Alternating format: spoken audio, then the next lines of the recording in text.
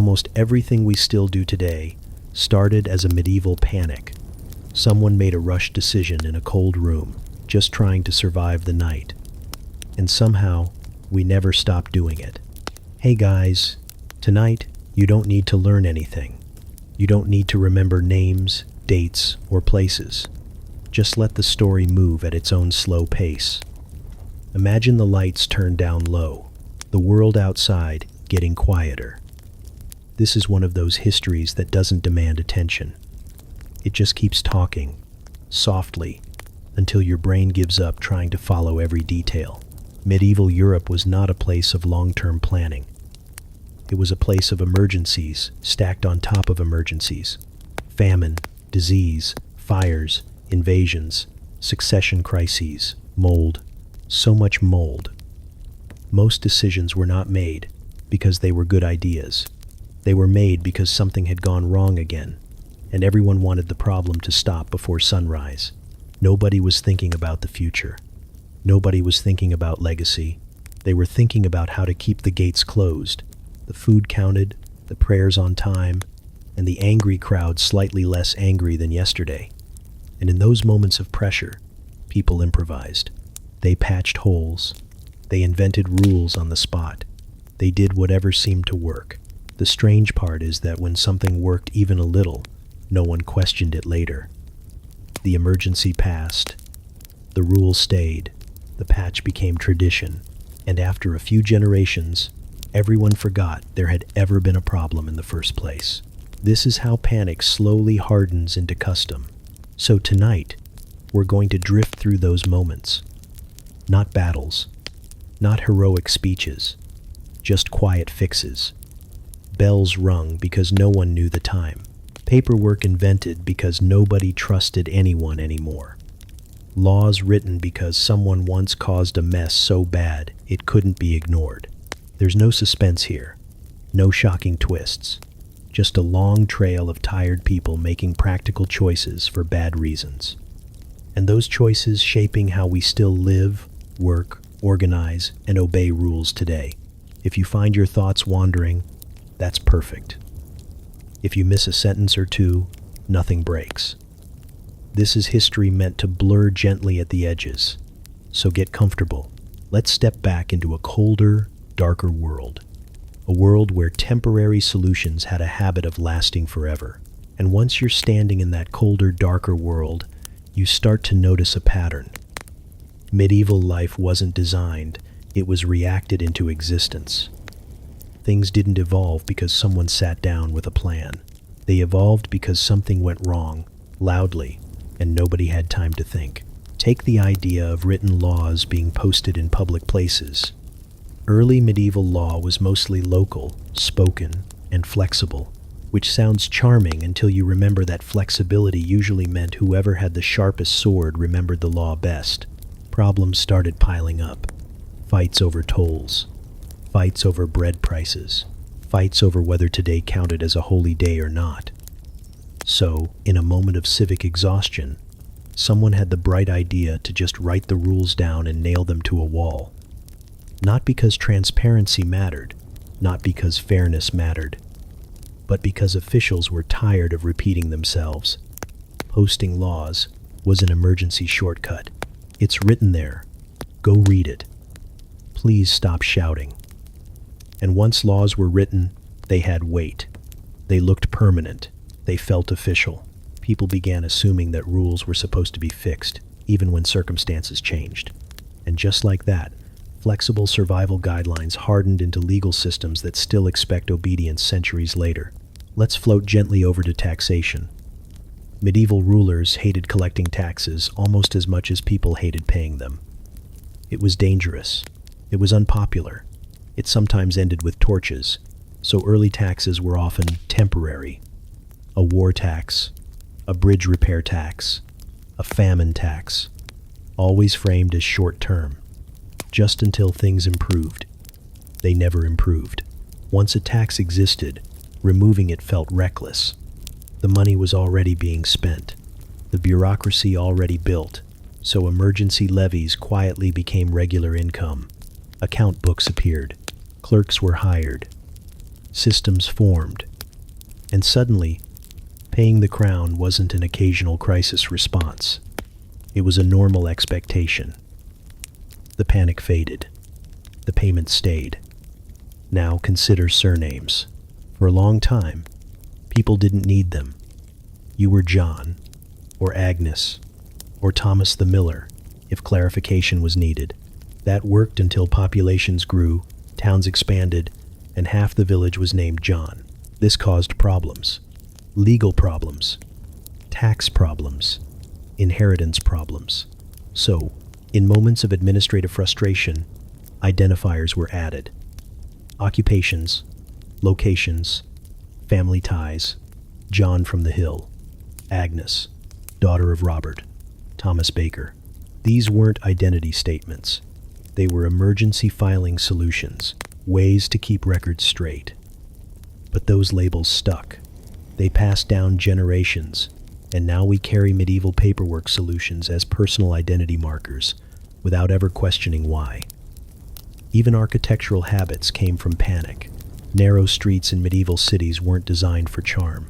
They were designed because space was scarce and walls were expensive. But they also had side effects. Fires spread slower. Invaders moved awkwardly. Crowds compressed. These accidental benefits were noticed during crises. So the pattern continued. What began as a cramped necessity became an urban tradition long after the original threat faded. Let's slow down and talk about uniforms. Medieval armies were chaos. Everyone wore whatever they owned, which was fine until battles happened, and nobody could tell who was who. This led to accidental stabbings. Always an awkward moment.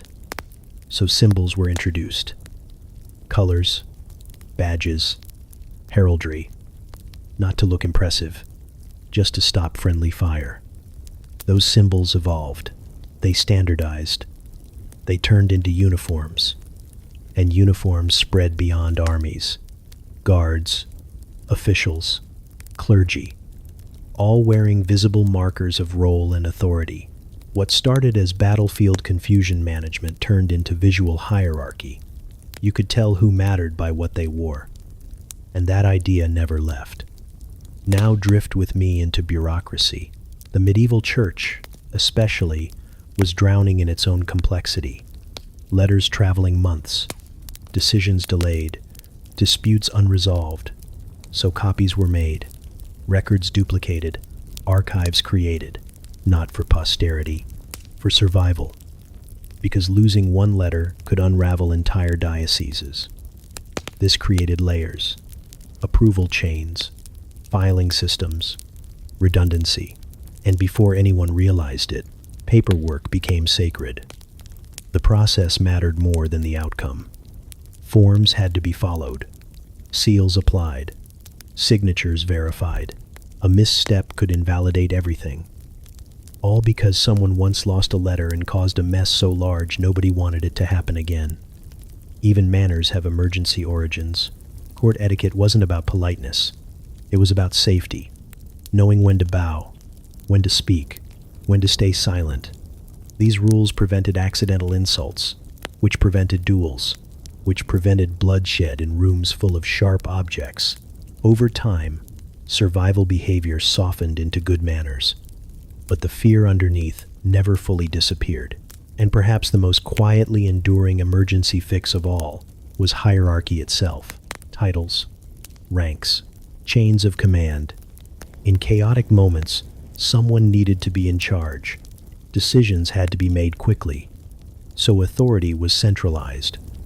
Once centralized, it resisted decentralization because letting go of control feels risky, especially if things once went badly without it. So as we move forward tonight, remember this pattern.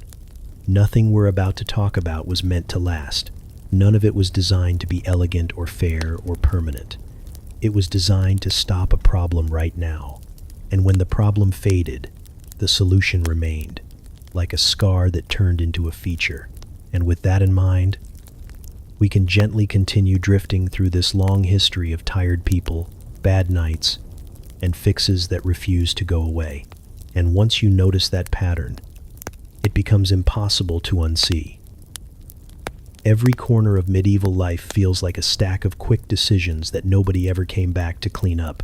The past doesn't feel planned. It feels patched, held together with habits that worked once and then quietly fossilized. Take curfews, for example. Medieval cities were not safe at night, not in a dramatic, cinematic way, just in a dull, inconvenient way. Fires started easily. Drunks argued loudly. Strangers wandered where they shouldn't. So bells rang at nightfall. Gates closed. Candles were extinguished. Everyone was encouraged, sometimes aggressively, to go home. This wasn't about discipline.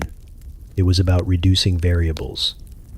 Fewer people outside meant fewer problems. It was a temporary safety measure. And yet, the idea that authorities could dictate when public life ended became normal.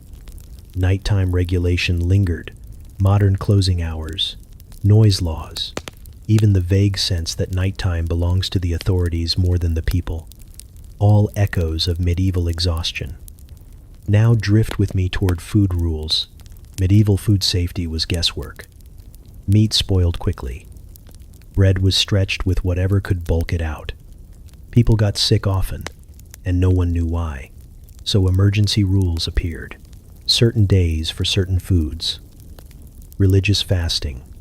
Market inspections. Weight standards. Not because anyone understood bacteria, but because limiting options reduced risk. Over time, these panic-based restrictions became moralized. Eating habits turned into virtue signals. Clean foods, proper meals, and eventually, entire cuisines and food traditions grew from what were once desperate attempts to not die from dinner. You can still taste medieval fear in modern recipes, if you squint. Let's slow down even more and talk about inheritance. Medieval death was unpredictable. People dropped constantly. This caused chaos, land disputes, family feuds, civil wars, occasionally. So rules were created. Primogeniture, male preference, strict lines of succession.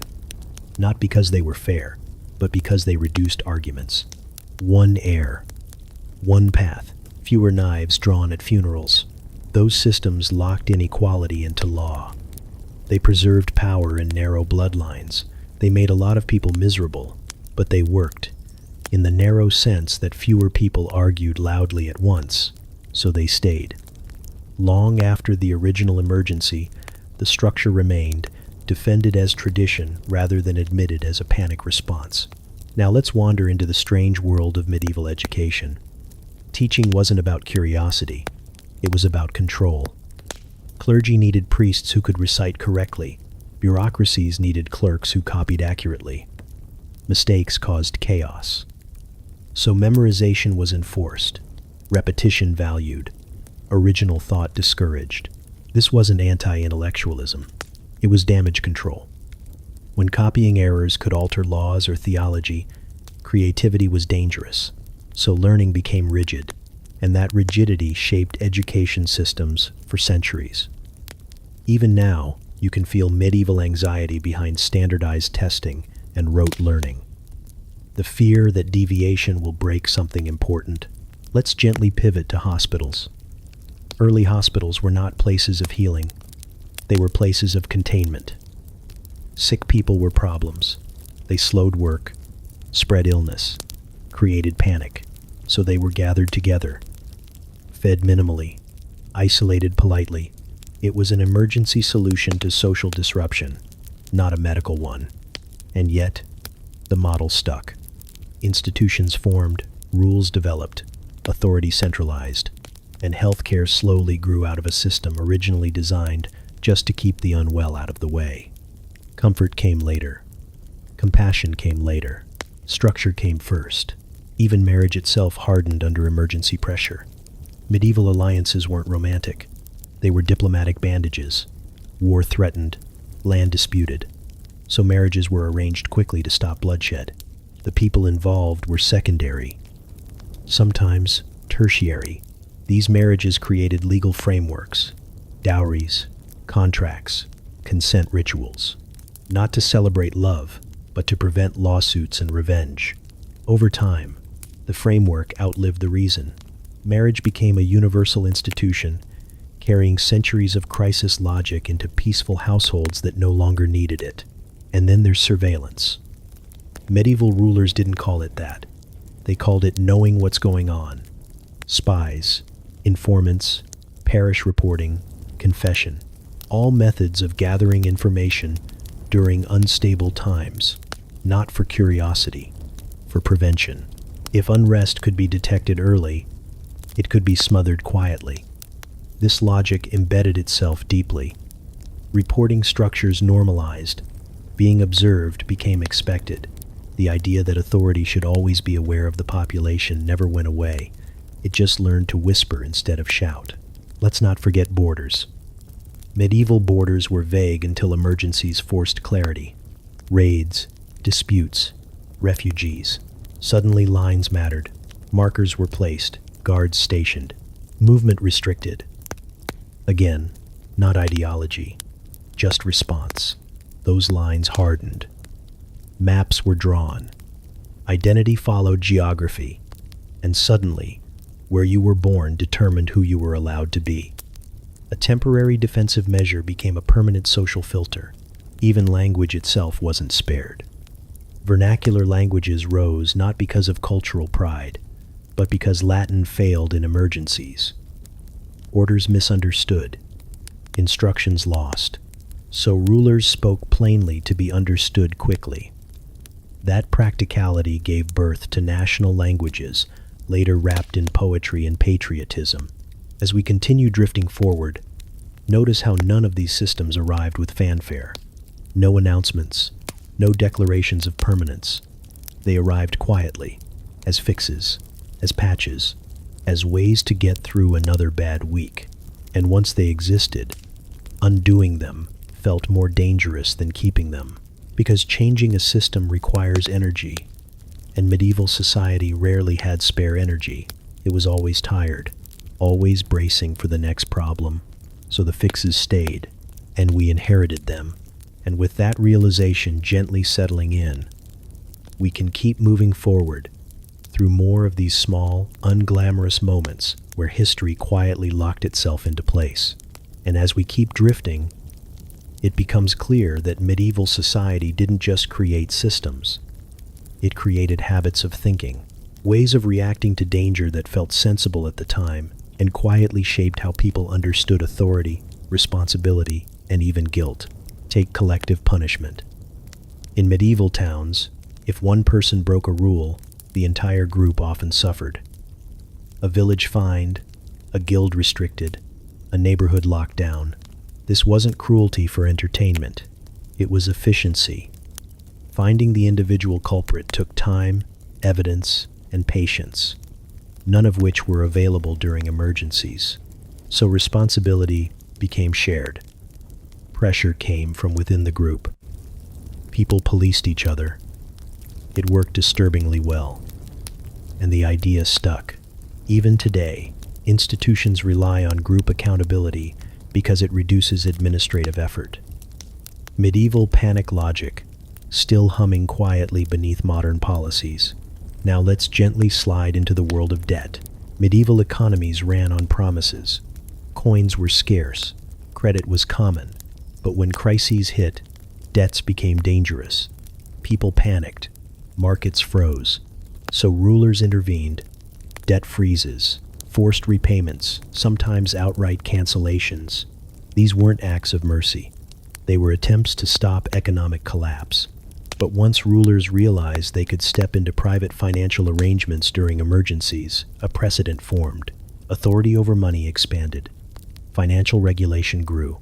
The belief that the state had the right to interfere when necessary was born in moments of sheer economic fear. And once granted, that power was never fully returned. Let's slow further and look at prisons. Early medieval punishment was swift. Fines, flogging, exile, execution. Imprisonment wasn't common because feeding prisoners was expensive, but emergencies changed that. Political unrest, hostage situations, people too important to kill. too dangerous to release, so they were locked away, temporarily, just until things settled down. But facilities were built, guards hired, rules established, and soon, imprisonment became normal, not as a solution to crime, but as a way to delay decisions, a holding pattern for uncertainty. The modern prison system carries that same DNA. Containment first, resolution later. Now consider the census. Medieval rulers had no idea how many people they ruled. This was fine until emergencies required soldiers, food distribution, or tax increases. Suddenly, numbers mattered, so counts were ordered, not gently, often with suspicion and resistance. People didn't like being counted. It felt ominous, because it was. But once done, rulers discovered the power of data. Knowing how many mouths existed made planning easier, control smoother, and counting people became routine, normalized, expected. The emergency passed. The counting remained. Even religious doctrine bent under pressure. The church loved consistency, but emergencies forced flexibility. Plagues, wars, mass death. Rules about burial, confession, forgiveness were temporarily loosened. Absolution granted in bulk, rituals simplified. These emergency shortcuts reshaped theology. What was once exceptional became acceptable, and doctrines evolved, not through debate, but through exhaustion. Because when people are dying quickly, rules adapt or become irrelevant. Let's wander toward dress codes. Medieval clothing laws weren't fashion statements. They were emergency markers. Who could wear what indicated class, role, and loyalty? In chaotic times, visibility mattered. You needed to know instantly who belonged where. So fabrics were regulated, colors restricted, symbols enforced. This made control easier during unrest. And those distinctions sank deep into culture. Clothing as identity, as status, as permission, all born from moments when confusion was dangerous. Now drift with me into roads. Medieval roads were terrible, muddy, narrow, unmaintained, until emergencies demanded movement. Armies, supplies, messengers. Suddenly, paths mattered. Repairs were ordered. Routes standardized. Not for commerce, for crisis response. Those routes became trade paths, then highways, then infrastructure. All because someone once needed to move troops quickly and realized the ground was inconvenient. Let's not forget messaging. Messengers were lifesavers. Orders delayed could mean disaster, so relay systems appeared. Fresh horses, way stations, priority delivery. Again, not innovation for innovation's sake, just urgency. This became postal systems, communication networks, expectations of speed, the belief that messages should arrive reliably. An emergency need became a societal norm. Even silence itself was regulated. Quiet hours, sacred times, moments when noise was forbidden. Not for peace of mind, but to prevent unrest, allow prayer, or reduce nighttime danger. Silence as safety. We still carry that idea. That quiet is orderly. Loud is suspicious. Medieval nerves still twitching in modern rules. And as we float onward, the common thread remains the same. None of these systems were designed with humanity's long-term happiness in mind. They were designed to reduce immediate stress, to make tomorrow slightly less chaotic than today. They were survival habits. And like all habits, once practiced long enough, they felt natural, necessary, inevitable. So when we look around our modern world, with its schedules, documents, borders, uniforms, surveillance, rules, and rituals, we're not seeing a carefully planned civilization. We're seeing centuries of medieval panic calcified into structure. And with that thought settling softly, like dust in an old archive, we can continue drifting forward through more of these quiet moments where fear accidentally built the future. And so, As we slowly come to the end of this long drift through medieval improvisation, there's no grand moral waiting for us, no sharp lesson, just a quiet realization that most of what surrounds us was never meant to be permanent. The medieval world did not plan the future. It stumbled into it, one crisis at a time, one tired decision stacked gently on top of the last. Bells rang because silence was confusing. Papers were written because memories failed. Rules hardened because arguing was exhausting. And every time something worked just well enough, it was left in place. Not out of wisdom, out of relief. Over generations, the panic faded. The fear softened, but the structures remained. People stopped asking why things were done this way. They were simply done. And eventually, they felt natural, obvious, as if they had always existed. What's strange is how familiar all of this still feels. Even now, we respond to emergencies the same way. Temporary measures, quick fixes, just for now. And somewhere deep down, history smiles quietly, knowing how rarely just for now ever means that. None of these systems were evil by design. They weren't cruel inventions dreamed up by villains. They were human responses to pressure, to hunger, to fear, to confusion. They were made by people who wanted the noise to stop, the crowd to calm down, the fire to go out, the night to pass without getting worse. And maybe that's the most comforting part of all. That our world, for all its rules and routines and paperwork and quiet authority, wasn't built by masterminds. It was built by exhausted people doing their best with very limited tools. So if any of this felt slow, or repetitive, or slightly dull, that's fitting. Because history, when you strip away the drama, is mostly that. Long stretches of people coping, adjusting, making do, and accidentally shaping the lives of millions who would never know their names. If you've drifted off at some point, that's perfectly fine. The medieval clerks, monks, and rulers we've wandered past would probably understand. They were tired too, so let the story fade now. Let the bells stop ringing. Let the paperwork sit quietly on the table. Tomorrow will come whether we're ready or not. And somewhere in the background, an old emergency fix will still be there, patiently doing its job.